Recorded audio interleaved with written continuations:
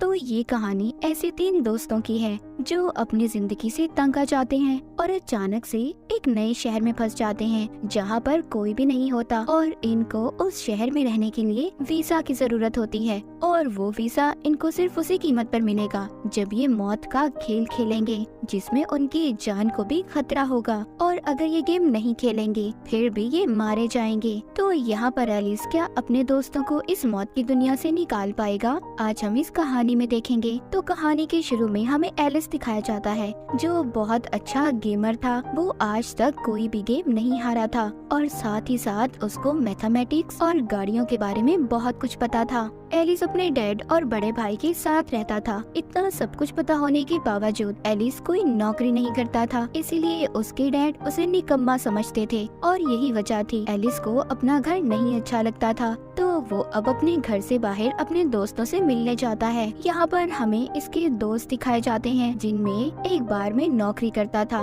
मगर उसका बॉस उसे नौकरी से निकाल देता है क्योंकि उसका चक्कर उसके बॉस की बीवी के साथ चल रहा था। फिर उसके बाद आता है उसका दूसरा दोस्त जिसको छोटा कहकर बुलाते थे, जिसकी जिंदगी कॉर्पोरेट की नौकरी करते हुए गुजर रही थी। महीने के आखिर में उसकी मॉम उसकी कमाई का बड़ा हिस्सा ले जाया करती थी। तो इन तीनों की जिंदगी को देखकर ऐसा लगता है कि तीनों ही अपनी जिंदगी से काफी परेशान थे मगर जब ये आपस में मिला करते थे तो अपने सभी गमों को भूल जाया करते थे। एक दिन वो सिगरेट पीते हुए सोचते हैं कि काश ज़ॉम्बी ब्रेकडाउन हो जाए जिससे सब अपनी अपनी जिंदगियां दोबारा से शुरू कर सके। तभी वो रोड के दरमियान में मस्ती करने लगते हैं जिससे एक गाड़ी का एक्सीडेंट हो गया था। पुलिस भी इनके पीछे लग गई थी। तभी वो एक बिल्डिंग के बाथरूम में आकर छुप जाते हैं लेकिन अचानक से सभी लाइट्स बंद हो जाती हैं और इनको किसी की भी आवाज नहीं आ रही थी। जब ये बाहर जाकर देखते हैं तो बाहर कोई भी नहीं था। पूरा शहर वीरान सुनसान था, ना कोई जानवर ना कोई इंसान, यहाँ तक कि पूरे शहर में लाइट भी नहीं थी।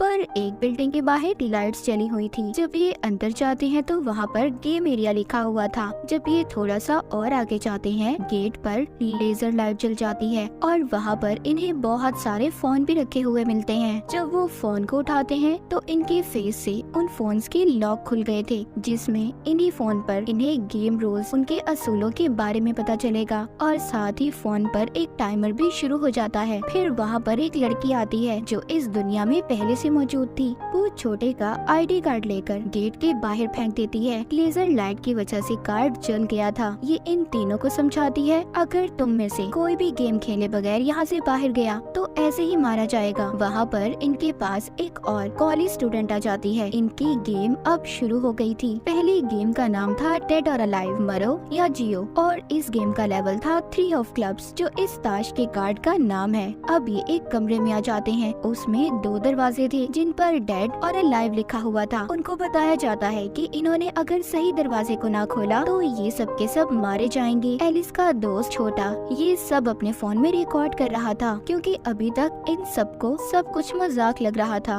तभी उस कमरे में गैस भरने लगती है। इन्होंने जल्दी किसी दरवाजे को खोलना था वरना इनके कमरे में आग लग सकती थी। यहाँ पर जो लड़की इनको मिली थी वो कहती है हमें अलाइव वाला दरवाजा ही खोलना चाहिए। ये बात सुनकर कॉलेज स्टूडेंट बिना सोचे समझे लाइव वाला दरवाजा खोल देती है जिससे वो बेचारी मारी जाती है। तभी वो लड़की डेड वाला दरवाजा खोलती है। सब अब वहाँ पर आ जाते हैं। ये सब के सब बच गए थे। अब सब इस गेम को सीरियस लेने लगे थे क्योंकि इसमें इनकी जान भी जा सकती थी। अगले कमरे में आकर भी वहाँ पर 2 दरवाजे थे। यहाँ पर लड़की जो इनके साथ थी वो एलिस से कहती है इस बार तुम्हें दरवाजा खोलना होगा। पर एलिस के अंदर इतनी हिम्मत कहाँ थी। उसका दोस्त जो बार में काम करता था वो दरवाजा खोल देता है और उसकी किस्मत इतनी अच्छी थी कि वो सही दरवाजा निकलता है। सब उस कमरे के अंदर चले गए थे। अब आगे भी 2 और दरवाजे थे। यहाँ पर भी इन्हें सही दरवाजे का चुनाव करना था। एलिस का दोस्त उससे कहता है तुम्हें अपना दिमाग इस्तेमाल करना होगा क्योंकि वो बहुत अच्छा गेमर था। तभी एलिस को याद आता है कि इस बिल्डिंग में आते हुए इसने एक मैप नक्शा देखा था जिसमें 7 कमरे थे और इन्हें यहाँ से बचने के लिए अंदर का दरवाजा खोलना होगा।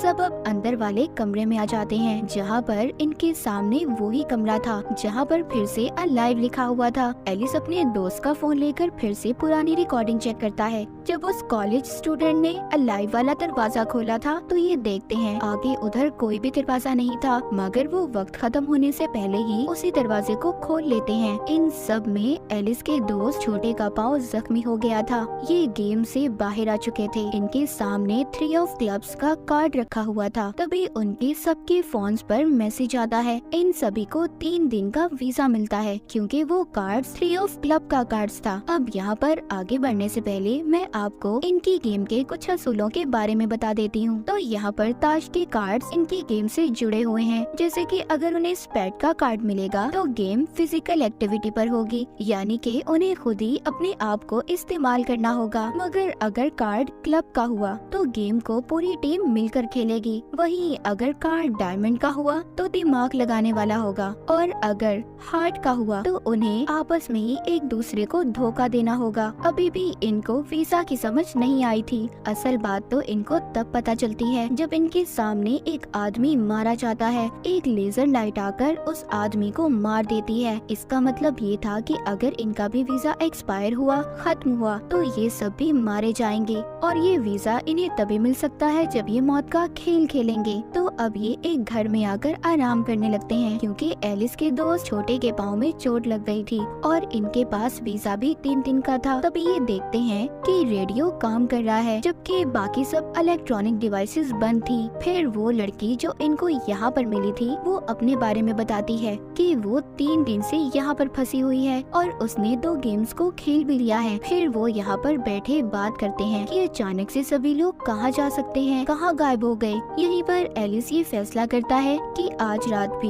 वो अपने दोस्त के साथ इस गेम को खेलेगा और अगर इन्हें कोई भी इस गेम में प्लेयर मिला जो कि डॉक्टर हो तो वो छोटे के इलाज के लिए लेकर आएंगे क्योंकि उसकी हालत बहुत ज्यादा खराब थी। ये अब उस लड़की को अपने दोस्त के पास छोड़कर दोनों गेम खेलने जाते हैं। जहाँ पर ये गेम वाली बिल्डिंग में आ गए थे वहाँ पर और भी 13 प्लेयर्स मौजूद थे। यहीं पर एक सफेद बालों वाले लड़के को भी देखते हैं जो खड़ा अपनी किसी डिवाइस को चार्ज कर रहा था। हम एक और लड़की यूसीगी को भी देखते हैं जो एक बेहतरीन माउंटेन क्लाइंबर थी। उसको पहाड़ों पर चढ़ने का बहुत शौक था मगर उसको अकेले ही काम करना अच्छा लगता था। यहाँ पर इस गेम का नाम टैग था, यानी कि उन्हें टैगर निशानेबाज से बचना था। यहीं पर इस गेम का लेवल 5 ऑफ स्पेड था, मतलब ये गेम फिजिकल एक्टिविटी यानी कि अपनी जान इन्हें उस निशानेबाज से बचानी होगी। उन्होंने इस गेम में एक ऐसे कमरे को ढूंढना था जिसमें एक बटन है, उसको दबाने से गेम खत्म हो जाएगी और इसे खेलने का टाइम 20 मिनट का था। अगर इन्होंने इस गेम को खत्म ना किया तो पूरी बिल्डिंग वहीं पर ब्लास्ट हो जाएगी, सबके सब मारे जाएंगे। अब सब अलग अलग होकर उस दरवाजे को ढूंढने लगते हैं। ऊपर वाली बिल्डिंग पर सफेद बालों वाला लड़का भी खड़ा था जो सबको हाथ हिला रहा था, लेकिन अचानक से उधर निशानेबाज आ जाता है जिसने घोड़े का मास्क पहना हुआ था। यहीं पर मौत का खेल शुरू हो गया था। वो बगैर देखे ही सब पर गोलियों के निशाने लगाकर उन्हें मार रहा था। एलिस उसे देखकर समझ जाता है कि उसने जो मास्क पहना हुआ था उस वजह से वो सिर्फ सामने ही देख सकता था, अपने दाएं बाएं नहीं देख सकता था। ये बात एलिस वहाँ पर सबको बता देता है। तभी यूसीगी वहाँ से पाइप से मदद लेकर ऊपर वाली मंजिल पर जाकर दरवाजे को चेक कर रही थी। एलिस को यहाँ पर एक और प्लेयर मिलता है जिसका नाम एगोनी था और उसने हाथ पर अजीब सी घड़ी भी बांधी हुई थी। एगोनी एक ट्रेन फाइटर था। वो अपने साथी से कहता है तुम उस निशानेबाज का ध्यान भटकाकर नीचे की तरफ लाओगे और मैं उसको पीछे से मार दूंगा। जब वो उसे नीचे लाता है तो एगोनी उसे नहीं मारता बल्कि उसकी गोलियों के खत्म होने का इंतजार कर रहा था और अपने साथी को मरवा देता है। एगोनी कितना अजीब है ना। वो उसके बाद उस निशानेबाज पर गैस छोड़ता है और उसे मारने की कोशिश करता है। इसी दौरान एलिस को भी एक दरवाजा मिल गया था जहाँ पर बहुत सारे गोलियों के निशान थे, वरना अगर वहाँ पर कुछ ना होता तो निशानेबाज उस दरवाजे पर इतनी गोलियां ना चलाता। सफेद बालों वाला लड़का भी इस बात को समझ गया था। वो एलिस के साथ उसी कमरे में जाता है पर वहाँ पर उनका सामना एक और निशानेबाज से होता है। पर यहाँ पर ये सफेद बालों वाला लड़का अपनी डिवाइस से उस निशानेबाज को झटका देता है जिस डिवाइस को हमने शुरू में चार्ज होते देखा था, लेकिन वो निशानेबाज दोबारा से होश में आकर इन पर हमला करता है। एलिस बचते हुए एक और कमरे में आ गया था जहाँ पर ये देखता है उधर उधर 2 बटन थे और इन दोनों को एक साथ ही दबाना था। एलिस अब आवाज देकर किसी को अपनी मदद के लिए बुलाता है। वहाँ पर यूसीगी आ गई थी। वो आकर देखती है कि निशानेबाज यहाँ पर भी पहुंचकर एलिस के साथ लड़ रहा था। तभी यूसीगी उसी सफेद बालों वाले लड़के की डिवाइस की मदद से एक और निशानेबाज को झटका देती है, जिसके बाद दोनों उछलकर एक साथ दोनों बटन्स को दबा देते हैं। पर टाइम खत्म हो गया था, लेकिन उन्होंने 1 सेकंड पहले ही अपने टास्क को पूरा कर लिया था। यहाँ पर जब निशानेबाज अपना मास्क उतारता है तो वो एक औरत थी। यहाँ पर हमें पता चलता है कि वो भी एक प्लेयर थी। उसका टास्क यहाँ पर सबको मारना था। एलिस देखता है उस औरत के गले में पट्टा बंधा हुआ था, जो कुछ देर के बाद ब्लास्ट हो जाता है। वो औरत मारी जाती है। इसके बाद एलिस और उसके दोस्त दोनों वॉकी टॉकी पर बात करते हैं। उन्हें एक बीच को तलाश करना था। सफेद बालों वाले लड़के को उसी औरत की जेब से कागज मिलता है, जिस पर कुछ लाइंस बनी हुई थी। ये उसे अपने पास रख लेता है। फिर जब ये घर आकर बात करते हैं, जहाँ पर एलिस का दोस्त जो बार में काम करता था, वो उनको उसी मैसेज के बारे में बताता है जो उसने वॉकी टॉकी पर सुना था। इधर वो लड़की जो छोटे के साथ थी, इन दोनों का वीजा खत्म होने वाला था, इसीलिए इन्हें दोबारा से गेम खेलकर वीजा हासिल करना था। ये गेम अब इन चारों को खेलनी थी और इसका नाम था हाइड एंड सीक। इस गेम में इन्होंने छुपकर एक दूसरे को ढूंढना था। इस गेम को खेलने के लिए इन्हें हेडफोन और ऐनकें दी जाती हैं। जैसे ही ये इसे पहनते हैं, इन सब की गर्दनें लॉक हो जाती हैं और इनके गलों में भी वैसा ही पट्टा आ गया था जो उस औरत की गर्दन में था। ये वो चश्मे लगाकर एक दूसरे के चेहरे को स्कैन कर रहे थे। इस गेम का लेवल 7 ऑफ हार्ट्स था। अब हार्ट का मतलब ये है कि इन्हें आपस में एक दूसरे को धोखा देना होगा। इस गेम में एक इंसान वुल्फ भेड़िया रहेगा और उसे बाकी प्लेयर से छुप कर रहना होगा, और जिसने इसे पहचान लिया वो खुद भेड़िया बन जाएगा। गेम के 15 मिनट के बाद जो वुल्फ भेड़िया बनकर रहेगा, उसके अलावा बाकी सबको मार दिया जाएगा। यानी कि इस गेम में सिर्फ एक इंसान ही बचेगा। जब एलिस का छोटा दोस्त ये सुनता है कि सब मारे जाएंगे, वो पागल सा हो गया था और अपना वो पट्टा उतारने की कोशिश करता है। एलिस कहता है, नहीं पागल, ऐसे मत करो वरना ये फट जाएगा। और इसी दौरान एलिस और छोटे का आई कांटेक्ट हो जाता है। मतलब वो बहुत ही गौर से एक दूसरे को देख रहे थे। यहाँ पर एलिस वुल्फ बन गया था। अब ये सब समझ गए थे कि इन्हें वुल्फ बनने के लिए एक दूसरे की आंखों में देखना होगा। जब वो लड़की वुल्फ बनती है तो जाकर एक गार्डन बाग में छुप जाती है। वो चाहती थी कि वो 15 मिनट तक छुपी रहे, उसे कोई ना ढूंढे, जिससे वो गेम में बच जाएगी। मगर इसको एलिस का बार वाला दोस्त ढूंढ लेता है। इन दोनों की आपस में वहाँ पर बहुत लड़ाई हो रही थी।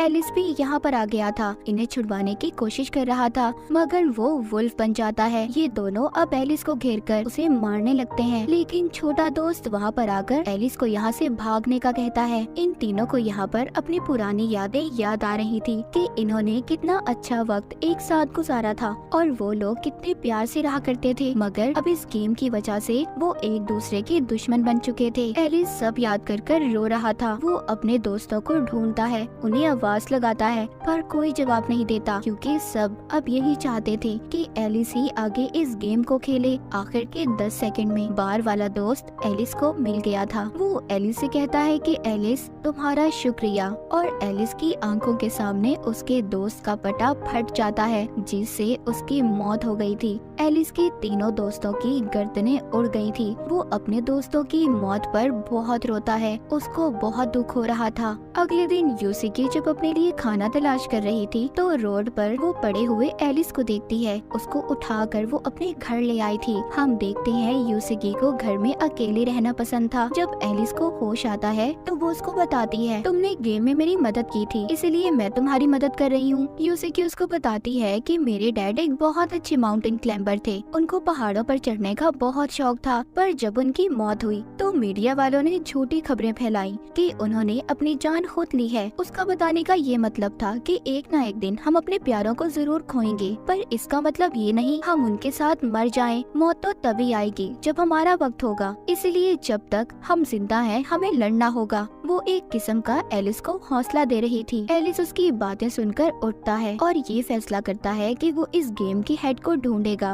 और अपने दोस्तों की मौत का बदला लेगा। पर अब इन दोनों का वीजा भी खत्म होने वाला था, इसीलिए अभी रात को गेम एरिया एक टनल में पहुंच जाते हैं। वहाँ पर आगे जाने पर इनको बस में 3 प्लेयर मिलते हैं जो पहले ही 3 गेम्स जीत चुके थे और इनकी काफी अच्छी दोस्ती भी थी। एक प्लेयर के पाँव पर चोट लगी हुई थी, वो ठीक तरह से चल नहीं पा रहा था। इस गेम का नाम था डिस्टेंस, फासला, और इस गेम का लेवल 4 ऑफ क्लब है, यानी कि ये टीम वर्क वाली गेम थी। सबको मिलकर खेलनी होगी। इनको 2 घंटे से पहले अपनी जगह पर पहुंचना था और अगर इन्होंने ऐसा नहीं किया तो आप जानते हैं कि इनके साथ क्या होगा। इनके फोन में इंडिकेटर भी था जिससे इन्हें पता चलता है कि इन्होंने कितना फासला तय करना है। ये बस को चलाने की कोशिश करते हैं पर उसमें फ्यूल ही नहीं था। फिर ये सभी भागकर फासला तय करने की कोशिश करते हैं। इन्होंने उस टनल की दूसरी साइड तक जाना था जो काफी लंबा रास्ता था। यहाँ जिस प्लेयर के पाँव में चोट लगी थी वो भाग नहीं सकता था, इसीलिए अपने दोस्तों को जाने का कहता है। वो जाना तो नहीं चाहते थे पर अब खैर कर भी क्या सकते थे। अब ये उसको वहीं पर छोड़कर चले जाते हैं। जब ये भागते भागते 6 किलोमीटर का फासला तय करते हैं तभी वहाँ एक काला पैंथर आ गया था जो उनमें से 3 प्लेयर में से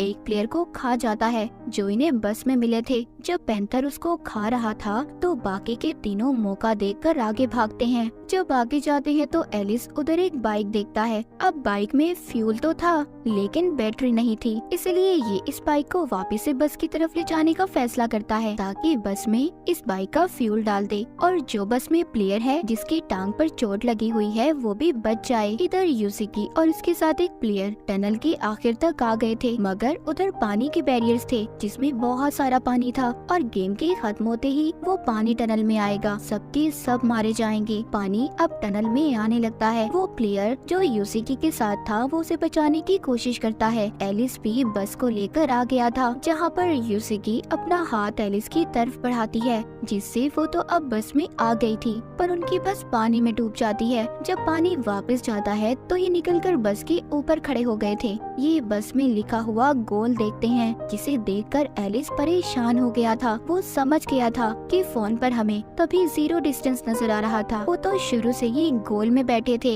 ये तीनों इस गेम को जीत गए थे। जिसके बाद एलिस और यूसिकी एक पुल के नीचे खड़े होकर बात कर रहे थे। एलिस उसको एक बीच के बारे में बताता है। कहता है हमें इस गेम की हेड को ढूंढना होगा, क्या पता वहाँ उस जगह पर लोग भी हों। ये अब कुछ दिन तक हेड को ढूंढते रहते हैं। इसी दौरान यूसिकी एलिस को शिकार के तरीके भी बताती है। इनकी दोस्ती अब काफी अच्छी हो गई थी। एक दिन यूसिकी और वो गेम एरिया में सभी प्लेयर्स पर नजर रख रहे थे। वो उनके हाथ पर वही अजीब सी बंधी हुई घड़ी को देखते हैं जो हमने एगोनी के हाथ और उसके साथियों के हाथ पर बंधी देखी थी। ये समझ गए थे कि जिन लोगों ने घड़ी पहनी हुई है वो एक खास ग्रुप का हिस्सा है जो गेम के बाद जिंदा बचते हैं और गाड़ी में बैठकर निकल जाते हैं। ये दोनों उस गाड़ी का पीछा कर रहे थे। ये पीछा करते करते एक जगह पर पहुंच जाते हैं। इन्हें एक होटल नजर आता है। ये देखकर सोचते हैं कि पूरे शहर में बिजली नहीं है पर यहाँ पर पूरी बिजली है। इतने में कोई वहाँ पर आकर इन्हें बेहोश करके अपने साथ ले गया था। जब इनको होश आता है तो इनके सामने कुछ लोग थे। वहाँ पर एक आदमी जिसको सब हेटर कहते थे कहता है मैं यहाँ का किंग हूँ और उसको रियल वर्ल्ड असल दुनिया में भी जाने का रास्ता पता था।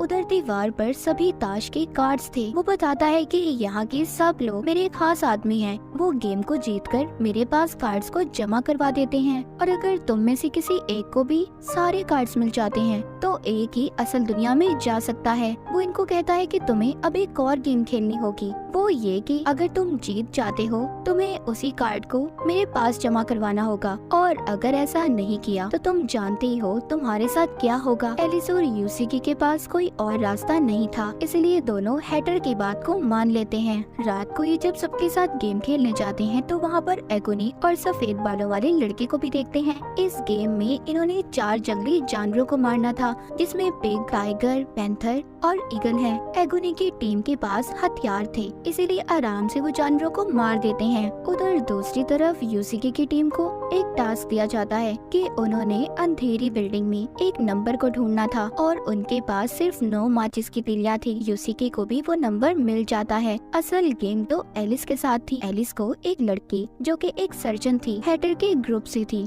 इसलिए एलिस का टेस्ट ले रही थी कि वो काबिल है या नहीं कि उसे हैटर की टीम में रखा जाएगा या नहीं। जो एलिस के साथ ये लोग गेम खेलने वाले थे उसका नाम था लाइट बल्ब। सभी प्लेयर्स को बिजली के ट्रांसफॉर्मर्स के नीचे खड़ा किया जाता है और टनल में भी पानी भर रहा था। इस गेम का लेवल था 4 ऑफ डायमंड्स, मतलब यहाँ पर एलिस को अपना दिमाग लगाना था। इनके सामने एक बल्ब था और सामने 3 स्विचेस थे, A, B और C।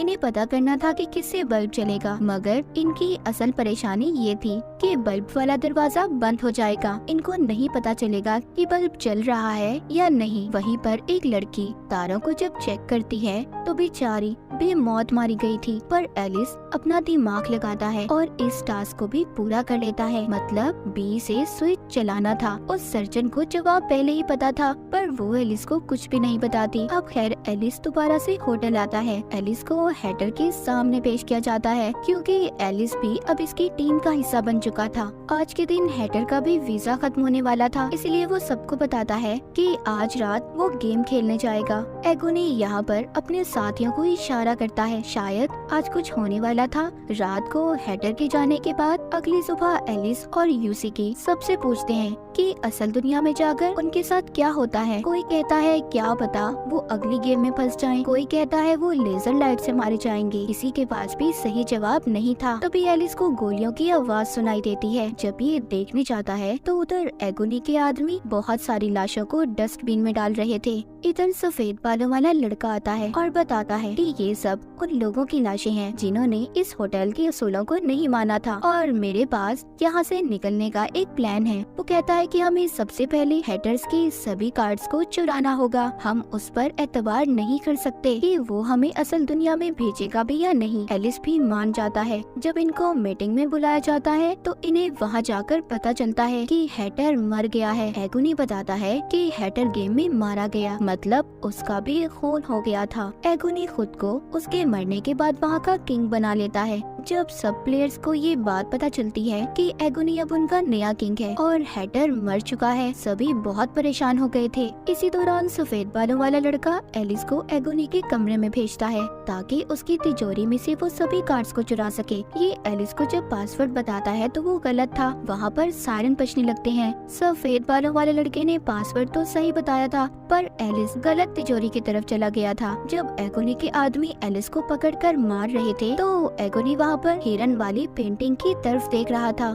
सफेद बालों वाला लड़का समझ गया था कि तिजोरी उस पेंटिंग के पीछे है। उधर एलिस को इन लोगों ने पकड़ लिया था। आज रात उसका वीजा भी खत्म होने वाला था। दूसरी तरफ सफेद बालों वाला लड़का तिजोरी तक पहुंच गया था और सभी कार्ड्स को चुराकर अपनी दोस्त के साथ होटल से बाहर जाने लगता है। उसकी दोस्त को जाते हुए एलिस के बारे में बुरा लग रहा था। जब वो होटल से बाहर जाने लगते हैं तो देखते हैं होटल पर लेजर लाइट थी, मतलब आज रात गेम एरिया उनका होटल ही था और होटल में जितने भी लोग थे सब वहाँ के प्लेयर बन चुके थे। तभी होटल में एक अनाउंसमेंट ऐलान किया जाता है। सब एक जगह पर जमा हुए थे जहाँ पर एक लड़की को मरा देखते हैं। किसी ने चाकू से उसे मार दिया था। उन सबके फोन पर उन्हें मैसेज मिलता है, सबको इस लड़की के कातिल को ढूंढना होगा और इस गेम का नाम है विच हंट। इनके पास 2 घंटे थे और कातिल को ढूंढकर इन्हें होटल के बाहर जलाना होगा, तभी गेम का दी एंड होगा। सभी उसकी दोस्त को आग में जलाने की कोशिश कर रहे थे क्योंकि उन्हें लग रहा था कि असल कातिल उसकी दोस्त ही है, क्योंकि वही हमेशा उसके साथ रहती थी। पर सर्जन लड़की आकर सबको रोकती है। अब वहाँ पर एगोनी भी आ गया था। अपने आदमियों से कहता है कि सबको मार दो क्योंकि कातिल इन्हीं में से है। अगर कातिल को मार दिया तो गेम खुद ही खत्म हो जाएगी। इसी वजह से होटल में एक हलचल मच जाती है। एलिस को भी यूसी की ढूंढ लेती है। उधर सर्जन लड़की उस मरी हुई लड़की की लाश से चाकू निकालकर उस पर उंगलियों के निशान को चेक करती है। छत पर सफेद बालों वाला लड़का एगोनी के आदमी से मिलकर कहता है, हम में से कोई तो है जो गेम मास्टर से मिला हुआ है और उसको हमारी सारी इन्फॉर्मेशन दी है। पर ये सब सुनकर उस आदमी को बहुत गुस्सा आता है। वो सफेद बालों वाले लड़के को शूट करने वाला था, तभी उधर वो उल्टा फ्लेयर गन से उसे ही आग लगा देता है। सर्जन को भी पता चल चुका था कि असल कातिल कौन है। इससे पहले वो सबको बताती कुछ लोग आकर उसे बेहोश कर देते हैं। एगोनी सबको जमा करता है। एलिस कहता है असल कातिल तुम हो। एगोनी कहता है हाँ, मैंने मारा था उस लड़की को, पर किसी के अंदर भी हिम्मत नहीं थी कि एगोनी पर कोई गोली चलाता। एलिस कहता है नहीं, तुमने उस लड़की को नहीं मारा बल्कि हैटर को मारा है। एगोनी ने हैटर को इसलिए मारा था क्योंकि हैटर का दिमाग इन लोगों के दरमियान में रहकर खराब हो चुका था। वो इस गेम के पीछे कुछ भी करने को तैयार था, लेकिन वो उसका बहुत अच्छा दोस्त था। वो उसे कभी भी गंवाना नहीं चाहता था, इसीलिए अब उसको लग रहा था कि हैटर की मौत के जिम्मेदार सब लोग हैं। इसीलिए उसने होटल में कत्लेआम शुरू करवाया था। एलिस कहता है कि गेम मास्टर हमारे साथ अभी भी गेम खेल रहा है ताकि वो हमें यहाँ पर फंसा सके। इस लड़की ने खुद अपने आप को मारा है। इस बात को साबित करने सर्जन लड़की भी आ गई थी। वहीं पर उस मरी हुई लड़की की दोस्त कहती है मैं ही डीलर हूँ जो गेम मास्टर से मिली हुई हूँ। तभी एक लेजर लाइट आकर उसे बहुत ही बेरहमी से मार देती है। तभी वहाँ पर एगोनी का एक आदमी आकर सब पर गोलियां चला रहा था, मगर एगोनी उसे आग में लेकर कूद जाता है और सबकी जान बच गई थी। फिर बाकी के लोग भी उस मरी हुई लड़की की लाश को आग में डालकर जला देते हैं, जिससे गेम यहीं पर खत्म हो गई थी। होटल को आग लग चुकी थी। सब जलते हुए होटल को देख रहे थे। तभी हम सफेद बालों वाले लड़के को देखते हैं। उसके पास 10 ऑफ हार्ट्स का कार्ड था। अब उसको यहाँ से निकलने के लिए बस फेस कार्ड की जरूरत थी। अगले दिन एलिस उस मरी हुई लड़की की वीडियो देखता है जिसमें वो बताती है कि वो गेम डीलर है और उन्हें हर गेम का एंड पता होता था। उन्हें गेम को दिलचस्प बनाने के लिए कहा जाता था और जिस दिन इन्होंने बताया कि वो गेम डीलर हैं, दोनों मारी जाएंगी। ये उनकी वीडियो में एक बेस को भी देखते हैं। जब ये उधर जाकर देखते हैं तो वहाँ पर बहुत सारी लाशें पड़ी थी। उधर सफेद बालों वाला लड़का भी था जो आकर इन्हें वही कागज दिखाता है जो उसको उसी औरत की जेब से मिला था जो निशानेबाज थी। असल में वो यहाँ पर आने का नक्शा था। इससे पहले ये कुछ समझ पाते, सारी लाइट्स जल जाती हैं। वहाँ कंप्यूटर स्क्रीन पर हम हैटर के ग्रुप की एक लेडी को देखते हैं जो गेम मास्टर के लिए काम करती थी। वो इनको सभी कार्ड्स को जमा करने पर इन्हें मुबारकबाद देती है। कहती है आप लोग अगले राउंड में पहुँच गए हैं। अगर इन्होंने उसे पार कर लिया तो इन्हें फेस कार्ड मिल जाएगा। जब ये लोग बिल्डिंग से बाहर आते हैं, इन सब की नजर एक बैनर पर पड़ती है जिस पर किंग का कार्ड था और वो बैनर शहर भर में घुमाया जा रहा था। तो आपको इनमें से सबसे ज्यादा कौन सी गेम पसंद आई? कमेंट सेक्शन में जरूर बताइएगा। और इसी के साथ ये सीजन यहीं पर खत्म हो जाता है।